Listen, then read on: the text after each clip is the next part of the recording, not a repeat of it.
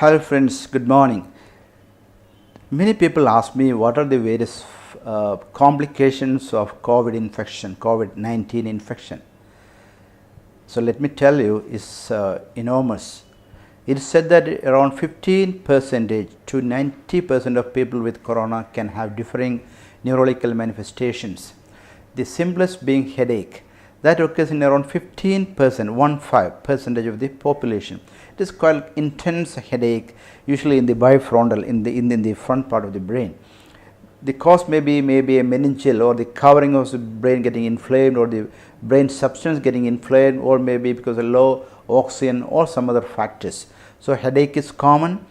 This is for the pain in the muscles, the muscle pain, myalgia, myositis, cramps and all.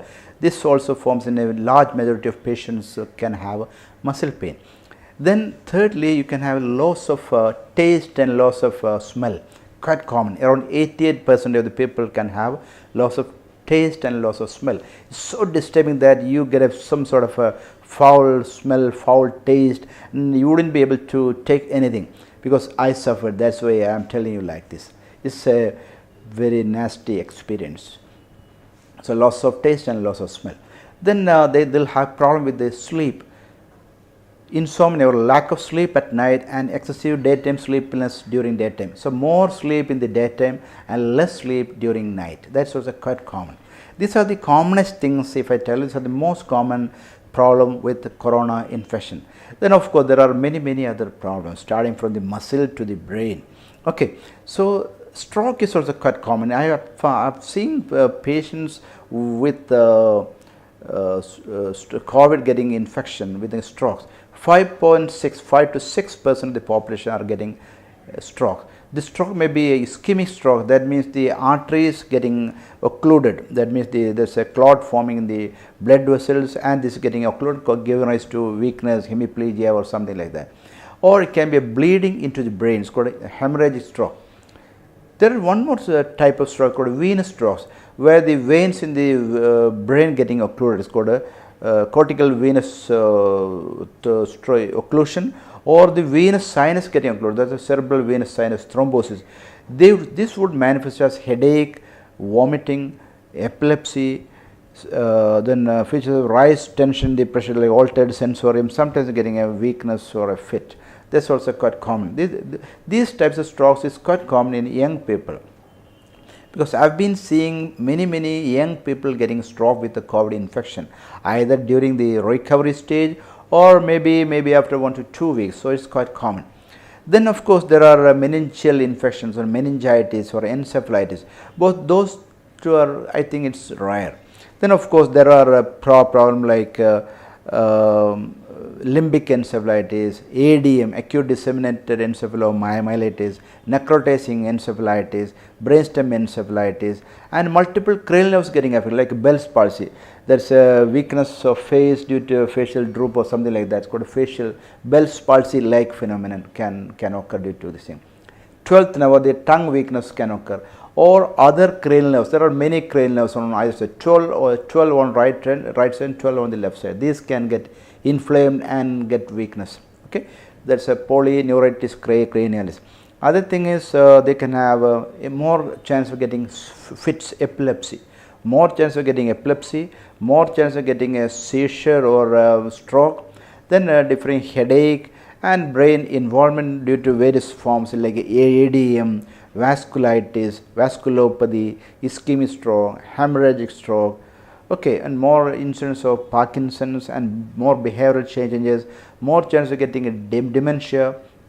Because I have seen lots of patients with depression, anxiety, sudden personality change. I have seen a patient who was a normal patient, and the spouse or the wife says that he has changed his character totally. He was a jovial person, but of late he is quite serious. He wouldn't budge, and he was so rigid. So the personality has changed. Other patient I saw last a couple of months ago had a sudden memory impairment.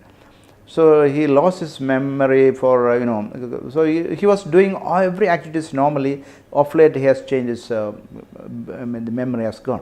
So similarly, there can be people with a dysexecutive syndrome. That means the patient won't be able to plan and manipulate his day-to-day activities. So he would get lost, so he won't be able to able to do his day-to-day activities normally as he would do before. Okay.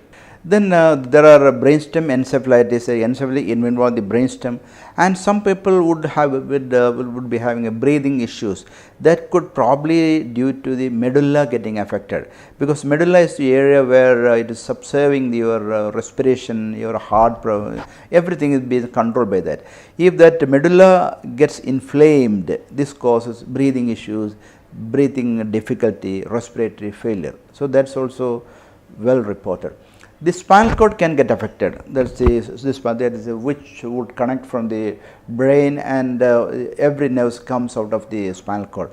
So once that is affected, then you call it as a myelitis, transverse myelitis. They come with the weakness of both upper and lower limbs, or only lower limbs, paraplegia, quadriplegia. Okay. Then similarly, we have seen lots of patients with the Guillain-Barré syndrome. Guillain-Barré syndrome means the inflammation of the nerves which would come out of the spinal cord. That would come, that would present as a weakness, a reflexive quadriplegia. That means the muscle will be flaccid and weak, and after some time the breathing muscle or the diaphragm can get affected, can lead to respiratory failure, and these people can go for a ventilatory support. They need a mechanical ventilation. It's quite common. I mean, Guillain-Barré syndrome is quite common. One thing is that it's been reported more and more during this COVID season. So the treatment is we should give plasmapheresis or IV intravenous immunoglobulin. So Guillain-Barré syndrome is common, and the varieties of Guillain-Barré syndrome like Miller-Fisher syndrome is also reported. Then of course there can be, I have seen a couple of patients with myasthenia, new onset myasthenia during COVID. I mean, after the COVID getting a myasthenia, that means they'll have a ptosis of the eyes, weakness, that's episodic or fluctuating weakness, and of course muscle involvement. As I mentioned, they can have a myopathy, myositis, muscle cramps, and myalgia. So in short, every organ system, every system of the brain and the peripheral nerve system can get affected due to COVID. The mind can get affected. They can have sleep disturbances, anxiety problems, depression, delusion, hallucination, memory impairment, dementia, then suicidal ideation, panic attacks, as well as a dysexecutive syndrome. So this is, I just bring you about the neurological or the mental or the these issues. But of course there are issues with the lung problem, the heart, the kidney, the brain, the endocrine system, the blood, bone marrow, joints, every organ, every system can get affected in COVID. It doesn't mean that you are getting COVID and you are getting this infection. It's been reported, and of course the report may be from 15% to 35, in some reports it says up to 90%. So the best remedy would be avoid from getting this infection, and always be prepared for the infection. Do regular exercise, do reduce your weight, keep your body mass index from 20 to 25, don't go beyond 25, healthy diet, healthy sleep, and reduce your weight, reduce your blood pressure, reduce your blood sugar, reduce your serum cholesterol, and treat any cardiac, respiratory, brain or other illnesses by adequate medication. Consult your doctor, and always, because most people with COVID die or get complication if their body mass, if they are obese or their body mass index is quite high, or if they are obstructive sleep apnea because they snore most of the time, because there will be thick muscle here. I mean, the neck will be so thick and the body will be hundreds of kilos. So reduce your weight by diet, by exercise, or some other medication or other means. Secondly, reduce your diet and bring down the blood sugar to less than 126. Reduce your cholesterol level and keep it, the LDL to be 70 or below, or the total cholesterol below 150. And of course, you reduce your smoking habits, alcohol habits, or any other habit which would hamper your normal healthy habits.